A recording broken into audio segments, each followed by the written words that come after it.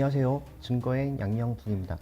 이번 시간에는요, 이용준 형사에서 등장하는 인물에 대해서 알아보도록 할게요. 여러분 여러 방송에서 이제 많이 나왔잖아요. 그래서 그 중요 부분들을 제가 좀 그림으로 이제 정리를 했습니다. 내용을 자세히 살펴보도록 할게요. 잘 안 보이시죠? 확대를 할게요. 자, 잘 들어보세요. 이용준 형사가 수사 연수 교육을 받았습니다. 5월 30일에서 7월 23일까지. 그리고 이용준 형사는 형사로 부임한 지 1년이 되었어요. 1년. 그런데 수사 연수 교육을 받는 중에 A라는 어떤 형사가 용준이에게 정보원 B를 소개시켜줬습니다. 정보원 B를. A 형사의 진술에 의하게 되면은 정보원 B는 과거 강력사건 피해자로서 알게 된 사이라고 이야기를 했습니다.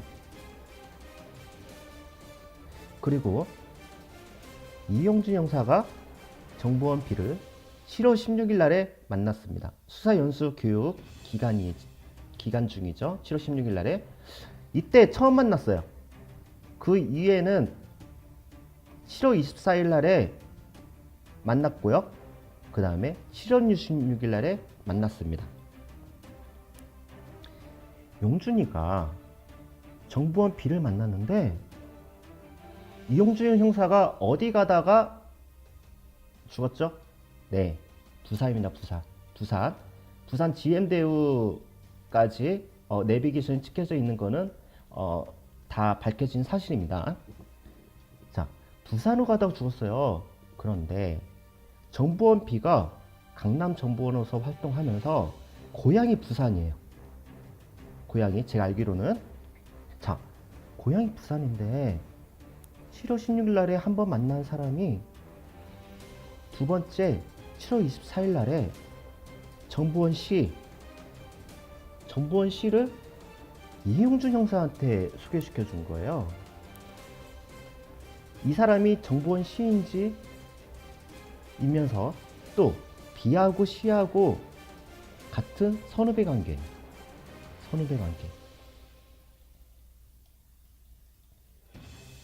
자, 그런데 정보원 C는 현지가 부산이고요. 직업이 간호사예요. 그리고 7월 24일부터 28일까지 휴가를 받았어요. 용준이가 언제 죽었죠? 27일입니다. 그리고 용준이 변사체가 언제 발견됐죠? 29일입니다. 29일 날에 변사체로 발견됐고 수면제를 섭취했어요. 이거는 부검 결과 나왔죠. 머리에 지주막하 대출혈이 발생했고요. 목에 사건이 있고 눈에 부종이 있답니다. 경찰에서는 영준이가 이제는 죽자마자 이 사람들을 이제 조사를 했어요. 그런데 이 사람들은 참 웃긴 게 술에 만취했대요, 용준이가. 그리고 우울증이 있었다고 이야기를 했대요. 잘 들어보세요. 용준이는 국립과수사연구소도 그렇고 법의학자도 그렇고 그리고 혈액 채취를 했었을 때 알코올 감정을 했었는데 알코올 농도 전혀 발견되지 않았습니다. 네? 100% 나온 거예요, 이거는. 그리고 우울증도 전혀 없었어요. 경찰은 이 말을 토대로 조사를 다 했어요. 병원 기록 다 살펴봤죠. 근데 우울증 이런 게 전혀 없었어요. 그런데 이 사람은 무조건 그냥 술에 만취했대. 그리고 용준이가 우울증이 있었다고 이야기했대요. 예? 이때 처음 만났을 때 용준이가 이야기하는 게 형님 저 우울증 있습니다. 이렇게 얘기하니까 이 정보원 B가 야 나도 우울증 있었어. 그런 걸로 해가지고 뭐 남자가 왜 그래 하면서 이야기를 하면서 이 우울증 때문에 자살했대. 이 우울증 때문에 죽었대. 이 사람이 이렇게 이야기해요. 이런 사람이.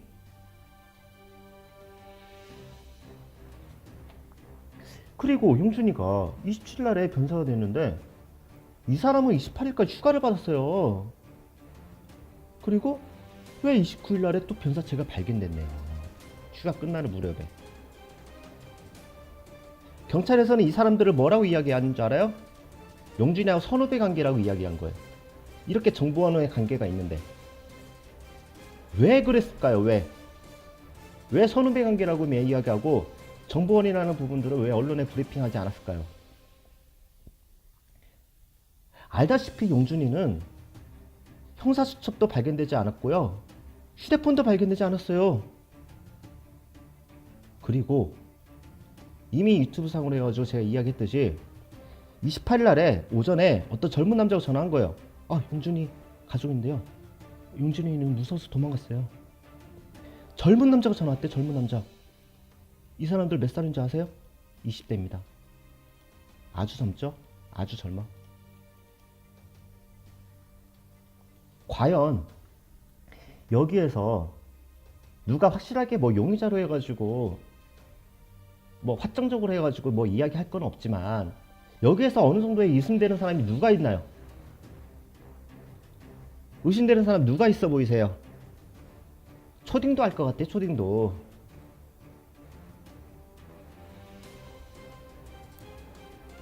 자, 정리를 다시 합니다. 이용주 형사 수사연수 교육을 5월 30일에서 7월 23일까지 받는 중에 A라는 형사가 정보원 B를 소개시켜줬어요. 정보원 B는 과거 강력사건 피의자로서 이제 알게 된 사이였고, 이용주 형사가 처음에 만난 날짜가 7월 16일, 두 번째 만난 날짜가 7월 24일, 세 번째 만난 날짜가 7월 26일 오후 10시경이에요. 그러면서 용준이는 변사가 됐고 27일 날에, 그 다음에 변사체로 29일 날에 발견이 된 겁니다. 용준이는 결국 부산으로 간다라는 건 기정사실 나왔는데 이 사건에 대해서 계속 관여되고 있는 사람이 이 사람이에요. 이 사람. 다 부산. 이 사람 외에는 나오는 사람 없어요.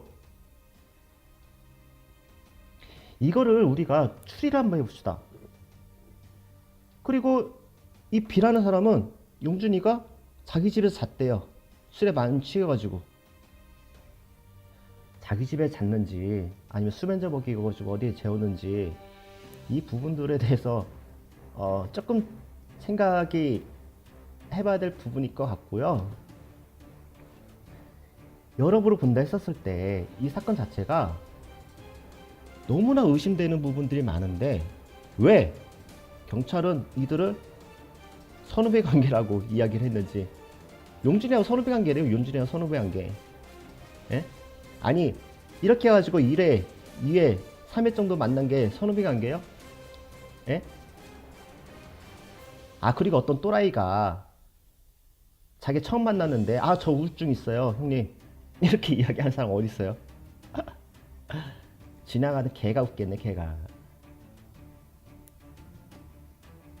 자, 여기까지 설명을 드렸습니다.